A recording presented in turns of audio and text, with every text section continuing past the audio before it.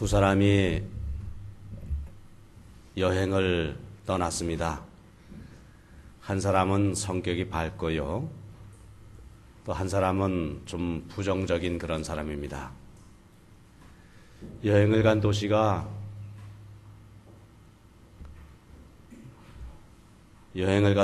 그 거울의 도시라고 했다고 합니다. 그러니까 도시 전체가 거울로 둘러싸인 것이죠. 그 도시를 나오면서 한 친구가 말합니다. 야, 참 멋진 도시를 여행했네. 아, 그곳 사람들은 다 환히 웃고 행복하게 인생을 즐기며 살고 있는 그런 좋은 도시였구나. 한 친구가 말합니다. 나는 영 이 도시가 마음에 안 들어. 사람마다 얼굴을 찜부리고 있고 욕구불만해. 무슨 그렇게 불평이 많은지 이곳 사람들 영 정이 안 가네. 똑같은 도시를 방문했지만은 그 결과는 전혀 달랐습니다. 왜 그랬습니까? 그것이 거울의 도시이기 때문이지요. 자기의 모습을 비춰본 거울의 도시였기 때문입니다. 우리 생각해 보면은 이 세상은 어디든 거울 도시입니다. 특정한 곳만이 아니라요. 우리가 산다는 것 자체는 거울 도시에 삽니다. 세상은 온통 나를 비추는 거울이지요. 사람이든 자연이든 뭐든 나의 모습을 그대로 반응합니다. 내가 웃는 얼굴이면은요, 이 세상은 웃음으로 가득합니다. 내가 얼굴 찡그리고 살면은요, 세상은 불평, 불만거리로 가득합니다. 감사하는 마음으로 내 자신을 세워나가면 이 세상이 기쁘고 좋은 일이 가득 차 있는데 이거 불평거리, 원망거리, 문제거리, 내 마음에 상처를 주는 일들 이것 헤아려 보면은 이것 또한 한이 없습니다. 세상은 나를 비춰주는 거울이다. 우리가 인생을 행복하게 사는데 절대적으로 필요한 것이 감사라고 합니다. 성숙한 사람이란 어떤 사람을 말할까요? 내가 얼마나 부족한 줄 이것을 알고 그럼에도 불구하고 내가 받은 은혜가 얼마나 크고 놀라운가 이것을 깨달으며 감사하며 사는 사람, 성숙한 사람이지요. 성숙한 신앙인은 어떤 사람이겠습니까? 역시 마찬가지지요. 내가 이렇게 참 보잘것없는 죄인임에도 불구하고 하나님께서 나를 사랑하시고 무한하신 하나님의 은혜로 나를 이렇게 돌보고 계시다. 이것을 깨닫고 믿게 되니 이거 얼마나 감사한 일입니까? 감사의 크기만큼 그 사람의 삶과 신앙의 성숙도를 잴 수 있다. 이 말이 맞는 말일 겁니다. 어떤 분 말하기를 이런 말을 하더라고요. 자기가 교회에 출석을 한 뒤로 두 가지 깨닫게 되었다. 한 가지는 전에 자기가 얼마나 대단한 존재인가. 그 자신만만하고 참 자기가 자기 삶의 주인으로 그렇게 알고 살았는데 그런 내가 이제 깨닫고 보니까 내가 얼마나 부족한 존재인가. 내가 얼마나 죄인인가. 이것을 깨닫게 되었다. 또 한 가지는 생활 속에 감사가 많아졌다는 것이지요. 이것 생각해도 감사, 저것 생각해도 감사. 풍요로운 감사의 심령으로 살게 된 것. 그것이 은혜였다는 것입니다. 자, 진정 세상에서 어떤 사람이 행복하고 어떤 사람이 불행하겠습니까? 기왕이면은 큰 집에서 외제차 타면서 그렇게 사는 것 행복하겠지요. 물질, 그러니까 이 돈이 행복의 조건임에 틀림이 없습니다. 참 중요합니다만은. 근데 문제는 어디 있습니까? 그럼에도 불구하고 그 풀을 마음껏 누리며 살면서도 마음속이 공허한 사람들, 가정이 평안하지 않은 사람들, 탄식해하며 고독해하는 사람들이 얼마나 많은지 모릅니다. 사실 인간의 참 행복이 어디 있습니까? 나의 생활 태도에서 옵니다. 불행도 생활 태도에서 옵니다. 행복의 조건 다 갖춰져 있고요. 남이 볼 때는 다 행복할 거다 하는 그런 상황 속에서도 어떻습니까? 갈등, 불평, 원망 속에 사는 사람. 불행한 사람이지요. 그렇게 사는 사람, 그 생활이 지옥 생활일 겁니다. 근데 환경 여건이 어떻든 그 마음속에 감사가 넘치는 삶. 자, 행복한 사람, 즐겁게 사는 사람, 그 생활이 바로 천국 생활을 하는 사람일 겁니다. 자, 우리 기독교를 정의하는 그런 말이 많습니다. 우리 기독교는 어떤 종교다? 그 중에 하나가 기독교는 감사의 종교다. 참 신앙이란 감사의 열매로 아는 것이다 하는 그런 말입니다. 샤머니즘 있지 않습니까? 무당. 이 무당 종교는 본질적으로요, 간절한 기원이 있습니다. 바람이 있습니다. 우리 기독교와 비슷합니다. 그런데 감사가 없습니다. 이것이 본질적으로 다릅니다. 그러니까 그 삶을 살기 위해서 어떻습니까? 귀신을 좀 잘 구슬려야지요. 몸에 병을 가져오거나 불행을 가져오는 그런 귀신을 잘 구슬러서 이렇게 구슬해서 내어 쫓습니다. 또 좋은 귀신, 좋은 그 신을 잘 모셔서 내가 복을 받으려고 또 구슬합니다. 기원은 있지만은 그러나 그런 일로 인한 감사는 없습니다. 복을 바라지만은 감사할 줄 모르는 종교. 그걸 초보적인 종교라고 그러지요. 원시 종교, 그렇게도 말하지요. 우리 기독교는 어떻습니까? 우리 기독교는 감사함으로 삶의 열매를 맺는 종교. 내가 이렇게 신앙생활 할 수 있는 것, 얼마나 감사한 일인지 모릅니다. 아무나 하는 것 아니지요. 내가 소망 가운데 살 수 있는 것, 얼마나 감사한 일인지 모릅니다. 나의 삶 속에 불평, 원망, 기독거리 문제가 없는 것은 아니지만은 그 모든 것을 덮어주시는 하나님의 평강이 나의 심령 중심에 자리 잡고 있다고 하는 것, 얼마나 귀하고 값진 일인지 모릅니다. 신앙의 깊이는 감사하는 마음의 정도만큼 그렇게 되는 줄 믿습니다.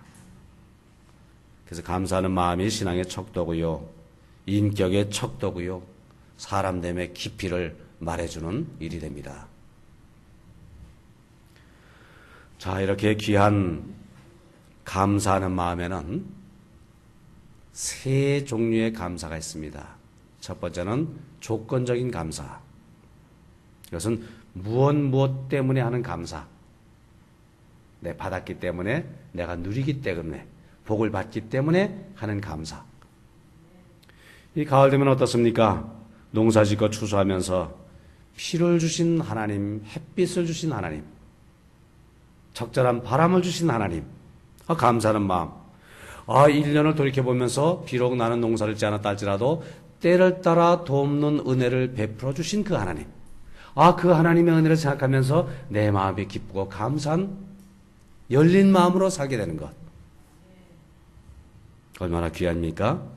이런 감사를 이유 있는 감사라고 하지요. 무엇 때문에? 내 사업이 잘 되었기 때문에. 잠깐 아팠지만은 더 큰 건강을 내가 유지할 수 있었기 때문에. 우리 자녀들이 시험에도 합격을 하고, 잘 앞날을 열어나가기 때문에. 이 감사가 참 중요합니다. 왜요? 오늘 우리 시대는 이 당연한 감사조차 잃어버리고 사는 경우가 참 많기 때문입니다. 자녀들 어떻습니까? 어버이의 은혜에 감사하는 것이 당연하지요. 근데 그 은혜를 은혜로 알지 못합니다. 부모된 도리로서 마땅히 나에게 그렇게 해줘야지. 자기 권리를 주장하듯이 말이지요. 왜 그렇습니까? 이 세상이 악하기 때문이지요. 감사를 잃어버린다고 하는 것은 인간의 인간됨을 잃어버리는 일이 되는 것입니다. 학생이 선생님에게 감사하는 마음을 잊어버릴 때에 배움이 의미를 잃게 되는 것 아닙니까? 가정에서 부부가 서로에게 감사를 잃어버릴 때 어떻습니까? 사랑과 행복의 가정 깨져버리고 마는 것이지요. 오늘 나의 나됨은 바로 하나님의 은혜 때문이다. 비로소 그때 하나님이 나의 하나님이 되시는 줄 믿습니다. 그래서 우리가 감사한 일들을 헤아려 보는 것이 참 중요합니다. 어떤 분은 그런 얘기를 하세요. 감사 머릿속으로 하지 말고 종이에다가 한 해를 지내오면서 감사한 일이 무엇이었던가 한번 좀 적어보라. 구체화라는 것이지요. 이런 일로 감사, 저런 일로 감사. 특별히 우리 무엇 때문에 하는 감사, 조건 있는 감사지요. 이거 헤아려 보는 것 참 중요한 일입니다. 특별히 우리가 자녀 교육에 있어서는 자녀 앞에서는 불평 원망하지 말아라. 자녀 교육 예를 들면 십계명 그런데 꼭 그런 내용이 있지 않습니까? 불평은 내 자신의 마음에 가시를 돋게 하는 것일 뿐 아니라 자녀들의 가슴에도 가시나무를 심어주는 것이다. 그렇게 말합니다. 부모님 불평하고 원망하는 것, 그 모습을 듣고 보고 배우면서 자라는 아이들 어떻습니까? 인생을 원래 그렇게 사는 줄 알고 있어요. 불평불명하면서 원망하면서 세상 사는 것으로. 근데 어떻습니까? 무슨 일이든지 즐거워하면서 감사하면서 기쁘게 그것을 극복하면서 살아가는 부모님 밑에서 자라는 아이들은 어떻습니까? 때때로 어려운 일을 만난다 할지라도 그것 얼마든지 이겨나갈 수가 있습니다. 왜요? 사는 것은 그러는 것이다. 그것을 극복해 나가는 것이 사는 것이다. 부모님으로부터 배웠기 때문이죠. 생활로 터득했기 때문입니다. 우리가 살다 보면은 어려움, 고난, 슬픔, 문제, 나를 엄습할 때도 있지요. 그러나 그것을 뛰어넘는 하나님의 은혜가 나와 함께 하신다? 그것을 극복할 수 있는 힘과 능력과 도우심을 하나님께서 나에게 베풀어 주신다? 그것을 확신하는 그러한 사람들. 감사하며 세상을 이겨나갈 수 있는 줄 믿습니다. 조건 있는 감사, 무엇 때문에 은혜를 받았기 때문에 하나님의 놀라운 축복을 누리기 때문에 우리가 감사하는 그 마음을 회복하는 우리가 되어야 할 줄 믿습니다. 두 번째는 역설적인 감사가 있지요. 조건 없는 감사입니다.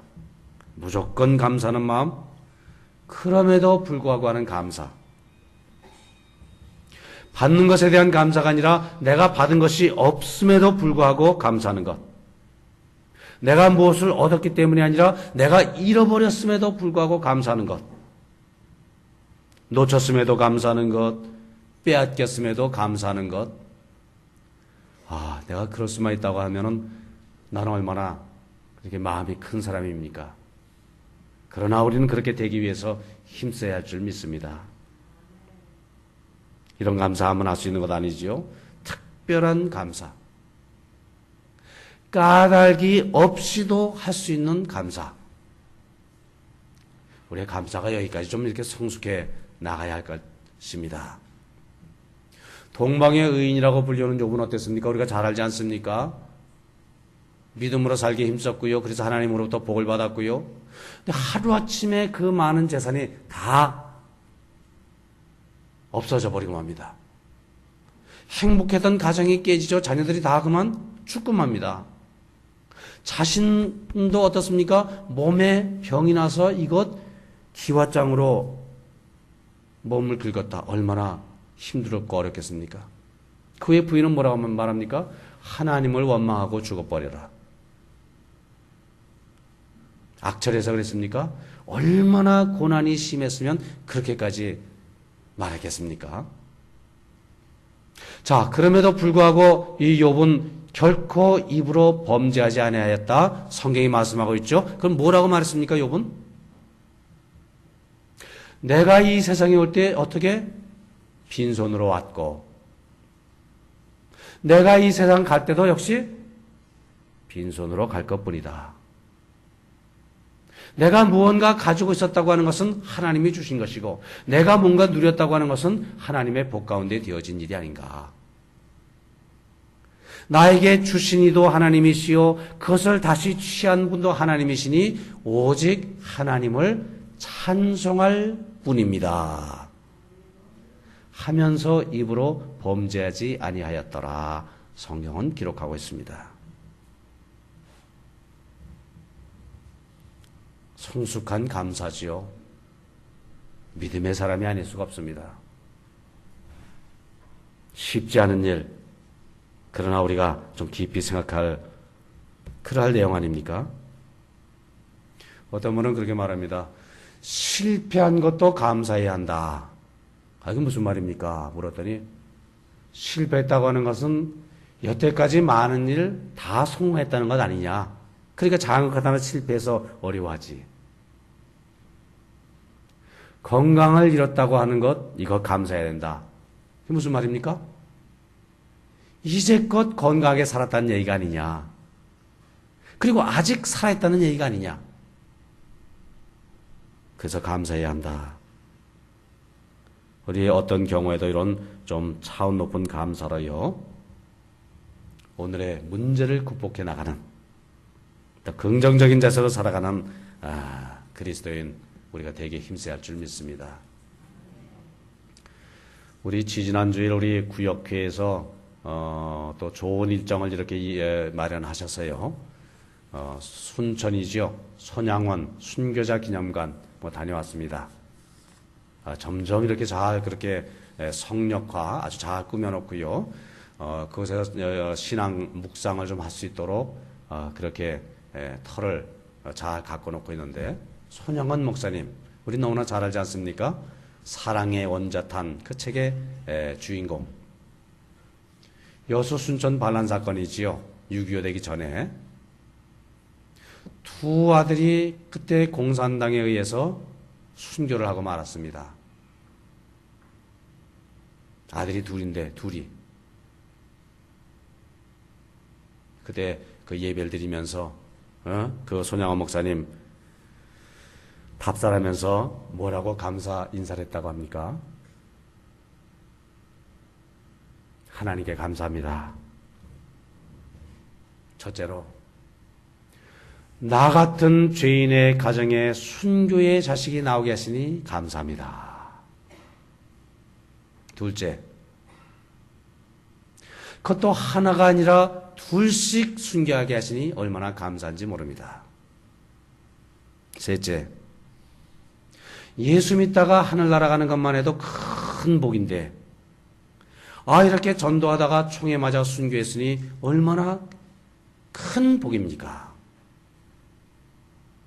넷째, 계속 이어집니다만 넷째, 사랑하는 내 두 아들을 죽인 저 청년, 하나님께서 내 마음을 감동해서 그 청년을 사랑할 마음을 주시고 그래서 그 청년을 내 두 아들 대신 양아들로 삼게 하시는 사랑의 영을 부어주신 하나님께 내가 어찌 감사하지 않을 수가 있겠습니까? 이것은 옛날 내 아버지 어머니께서 새벽마다 눈물로 부르짖던 40년 기도의 응답이요. 지금 나를 사랑하는 이 나환자촌 여수의 영혼이지요. 형제 자매분들이 나와 내 가족을 위해서 기도해 준 그 열매로 확신하며 감사할 뿐입니다. 하나님, 우리 이렇게 조상부터 40년 동안 계속 기도했는데 어찌 이렇게 대를 끊고 자식 그 새파란 나이에 데려갈 수가 있겠습니까? 불평 원망한다 해도 모두들 긍정할 수밖에 없는 그런 상황입니다. 근데 뭐라고 이분 기도했습니까? 이것이 40년 부모님의 기도의 응답입니다. 순교하게 하신 것. 그러니까 손양원 목사님이 길이길이 존경을 받지요. 아름다운 감사는 이런 조건 없는 감사다. 이것을 우리로 하여금 깨닫게 주시니 얼마나 귀한 분이십니까? 그럼에도 불구하고의 감사, 역경을 일어서는 감동을 주는 감사. 바라인 우리 성도님들, 우리의 신앙이 한 걸음 더 나아가서 이런 감사까지 드릴 수가 있다고 한다면 얼마나 귀한 일입니까? 성령은 나를 도와서 그러한 신앙의 사람이 되기를 원하시는 줄 믿습니다. 이끌어 주시기를 원하시는 줄 믿습니다. 우리가 이 자리를 떠나서 한 걸음 더 나아가서 이런 감사할 수 있는 성숙된 사람이 되기 위해서 힘써야 할 줄 믿습니다. 마지막 희생적인 감사가 있죠. 예수님이 보여주신 감사. 자, 예수님 어떻게 하셨습니까? 이 세상에서의 마지막 날 마지막 저녁 식사를 하는 가운데 뭐라고요? 성경 말씀 보니까 떡을 떼며 잔을 나누며 축사하시고 가라사대 이것은 너희를 위한 내 몸이니라 내 피니라. 축사하시고, 축사가 뭡니까? 축복과 감사의 기도를 드리시고. 예수님 뭐라고 감사의 기도를 드리셨을까요? 지금 이것이 내 생애의 마지막 식사라는 걸 압니다. 이제 이 식사를 마치고는 이제 잡혀서 죽게 된다는 것을 아마 직감을 예감을 하셨을 겁니다. 그런 자리에서 무엇을 감사할까? 뭐라고 감사할 기도를 드렸을까요? 쉽지 않은 그런 질문이지요. 아마 예수님의 감사야말로 구원이 담겨있는 감사겠지요. 어떤 감사겠습니까? 하나님, 떡을 떼듯이 내 몸을 찢어서 떡이 많은 이들의 생명이 되듯이 내 몸이 모든 사람의 생명이 되도록 희생의 제물로 사용하심을 감사를 드립니다. 아마 이렇게 기도하지 않으셨겠습니까? 3차원의 감사. 다른 사람을 위해서 나의 가장 귀중한 것을 내어주면서도요, 그것을 손해라 여기지 아니하시고 단지 희생이라 생각하지 않으시고 그것을 감사할 줄 아는 그러한 신앙인, 그러한 성숙한 삶의 모습. 이것을 우리가 예수님에게서 배우는 희생적인 감사가 아니겠는가. 정말 차원 높은 깊이 있는 그런 감사가 아니겠는가 생각을 해보게 됩니다. 생각해보면 받음으로 누리는 감사는 평범한 감사지요. 그런데 줌으로서 누리는 감사는 영혼으로 이어집니다.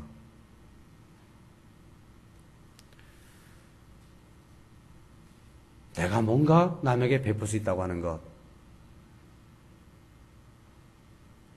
얼마나 귀한 은혜인지 모릅니다. 내가 뭔가 남에게 도움이 되고 유익이 될 수 있는 존재라고 하는 것, 그건 손해보는 것 아닙니다. 뺏기는 것 아니지요. 똑같은 일을 해도 손해보고 뺏기면서 사는 사람이 있습니다. 그건 어떻습니까? 자원에서 그 기쁨으로 그 일할 때 이것은 뭡니까? 이것은 나눠주는 것이죠. 베푸는 것입니다. 그것은 어느 마음에 생깁니까? 감사할 줄 마음에서 똑같은 일을 해도 내용은 전혀 다른 삶을 사는 것입니다.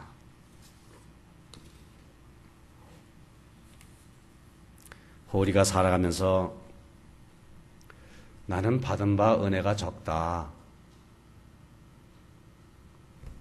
그러면 불행한 인생을 살고 있는 것이죠. 받은 은혜가 너무 크고 감사하다. 바로 행복한 인생입니다. 근데 한 걸음 더 나가서 뭡니까? 받은 은혜가 너무나 크고 놀라워서 뭔가 헌신하고 싶다. 뭔가 좀 나누고 싶고 베푸고 싶다. 그렇다고 한다면 참으로 성숙한 삶을 열어나가는 그러한 것이 아니겠는가. 조건 있는 감사, 조건 없는 감사, 한 걸음 나가서 희생적인 감사. 거기까지 미치는 것이 아니겠는가. 자, 오늘 본문 말씀 귀한 말씀이지요. 그러므로 너희가 그리스도 예수를 주로 받았으니, 하나님의 동산에 심겨진 한 그루 나무로 지금 비유를 하고 있습니다. 그 안에 뿌리를 내려.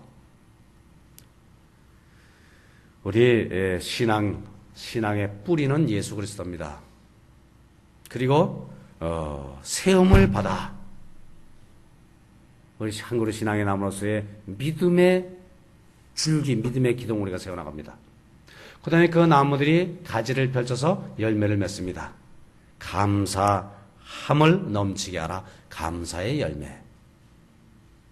믿음의 뿌리, 우리 예수 그리스도를 바라보는 뿌리, 믿음의 줄기, 감사의 열매를 풍성히 맺는 한 그루 신앙의 나무.